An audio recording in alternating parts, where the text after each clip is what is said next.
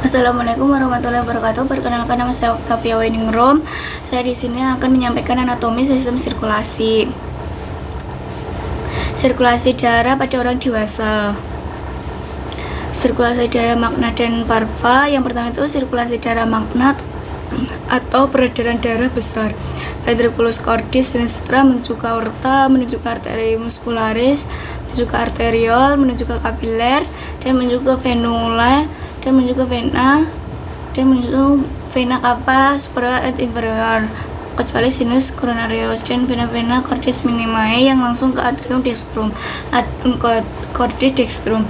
Yang kedua, sirkulasi darah parva atau pulmonal atau juga peredaran darah kecil.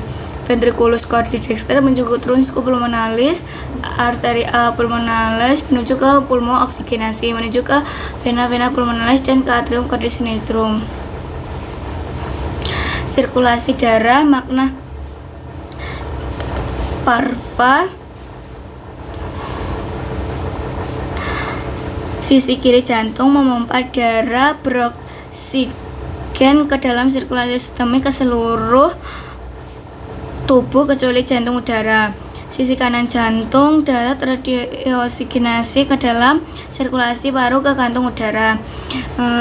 Atrium menuju ke tricuspid valve, menuju ke right ventricle, menuju ke pulmonary valve, dan menuju ke pulmonary trunk and pulmonary artery, dan akan menuju ke pulmonary veins, menuju ke left atrium, menuju ke bicuspid valve, menuju ke left ventricle, menuju ke aortic valve, dan akan menuju ke aorta and systemic artery, dan akan menuju ke systemic artery blood cis O2 and gains CO2, dan akan menuju ke superior vena cava, inferior vena cava, coronaria sinus, dan akan menuju lagi ke right atrium atau deogenetic blood. Di kapiler paru, darah menyukai CO2 dan akan memperoleh O2. Darah terdeoksigenasi melewati batang paru yang terbagi menjadi arteri pulmonalis kiri masuk ke paru kiri dan arteri pulmonalis kanan yang masuk ke paru kanan. Dan akan kembalinya darah beroksigen ke jantung terjadi melalui 4 vena pulmonalis yang mengalir ke atrium, batang paru kiri, kapiler paru dari paru arteri. Sirkulasi fetal. Tidak ada sirkulasi pulmo belum mengembang sehingga sirkulasi atrium dexter ke sinistra melalui foramen oval, sirkulasi arteri pulmonale menuju ke aorta melalui ductus arteriosus, sirkulasi melalui arteri atau vena umbilicalis menuju ke plasenta. Darah dari vena umbilicalis menuju ke vena ductus venosus dan akan menuju ke ductus venosus atau hepar menuju ke vena cava inferior dan akan menuju ke atrium dexter dan menuju lagi ke foramen oval, menuju lagi ke atrium sinistra, menuju ke ventricle sinistra dan akan lagi menuju ke aorta. Sebagian darah dari atrium dexter akan menuju ke ventricle dexter, menuju ke arteri pulmonalis dan ditolak dan akan menuju ke ductus arteriosus dan akan menuju lagi ke aorta. Perbedaan antara sistem peredaran darah pada orang dewasa dan janin. Rata-rata terdapat sekitar 5 liter darah dalam sirkulasi dengan setara dengan sekitar 8% dari berat badan. Curah jantung kira-kira 5 liter per menit dengan 80%. Volume sirkulasi berada di vena sistemik sisi kanan jantung dan sirkulasi pulmonal. Pada orang dewasa, darah terdeoksigenasi kembali ke atrium kanan melalui vena cava dan setelah melewati ventricle kanan, seluruh curah jantung melewati arteri pulmonalis ke paru-paru untuk memungkinkan pertukaran gas. Sirkulasi fetal sebelum lahir. Sirkulasi janin sangat berbeda dengan sirkulasi orang dewasa karena paru-paru belum cukup matang untuk memungkinkan pertukaran gas, sehingga pertukaran gas terjadi di plasenta. Oleh karena itu, sirkulasi janin biasanya didefinisikan sebagai ketergantungan saluran. Ada 4 adaptasi utama yang terdapat dalam sirkulasi janin, yang terdiri dari arteri dan vena umbilicalis, ductus venosus, foramen oval, ductus arteriosus. Sirkulasi fetal sebelum lahir. Di HT, darah teroksigenasi dari plasenta mengalir melalui vena umbilicalis yang bercabang menjadi vena umbilicalis kiri dan kanan di HT, yang melewati HT untuk membawa darah beroksigen langsung ke vena cava inferior IVC. Campuran darah teroksigenasi dari ductus venosus dan dioksigenasi dari hati dan seluruh tubuh, kemudian masuk ke atrium kanan melalui IVC bercampur SVC. Akan dipisahkan darah 5:50 yang masuk ke jantung dari SVC dan IVC pada jantung dan paru-paru. Karena paru-paru tidak berperan dalam pertukaran gas, arteriol pulmonal berada dalam keadaan hipoksia. Hipoksia menyebabkan vaskokonstriksi paru yang pada gilirannya meningkat, resisten pembuluh darah paru, dan tekanan darah sirkulasi paru. Artinya pada sirkulasi janin tidak seperti pada orang dewasa, tekanan di sisi kanan jantung lebih tinggi.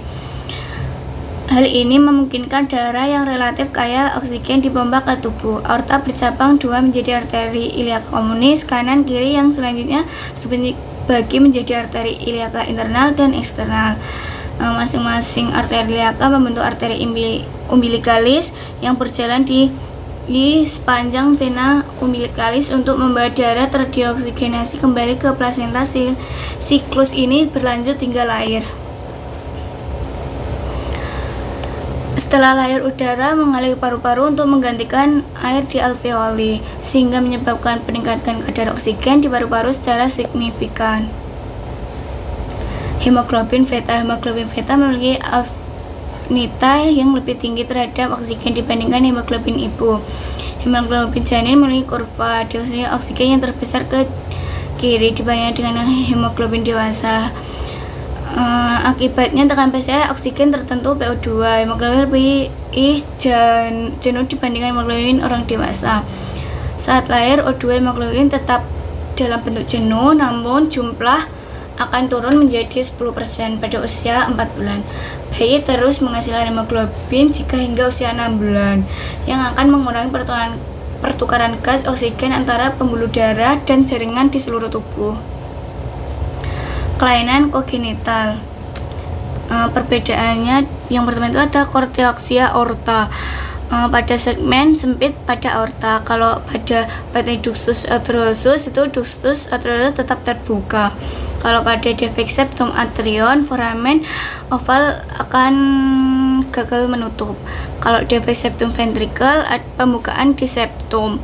Kalau pada trilogy falot, yaitu katup foramen yang mengalami stenosis.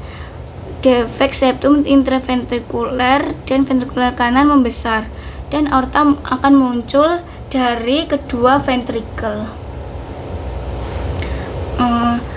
PDA atau patent ductus arteriosus adalah masalah jantung yang terjadi segera setelah kelahiran. Kondisi ini dijajarkan oleh adanya lubang atau shunt yang persisten antara aorta dan arteri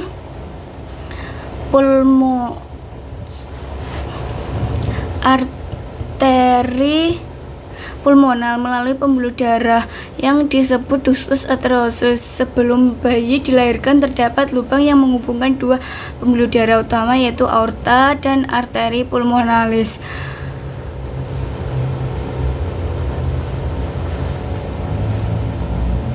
FCD, yaitu ventricle septal defect atau defect septum ventricle, adalah cetak jantung bawaan akibat adanya lubang pada jantung yang terjadi bayi lahir. Kongenital, kelainan jantung. ASD atau septal defect adalah kelainan jantung bawaan yang terjadi saat seorang bayi dilahirkan. ASD terjadi ketika dibandingkan pembatas antara atrium kanan dan kiri tidak sepenuhnya berkembang, sehingga membuat lubang terbuka di antara kedua atrium. Hal ini memungkinkan darah mengalir dari sisi kanan jantung ke sisi kiri, mengalami peregangan dan menambah beban pada jantung.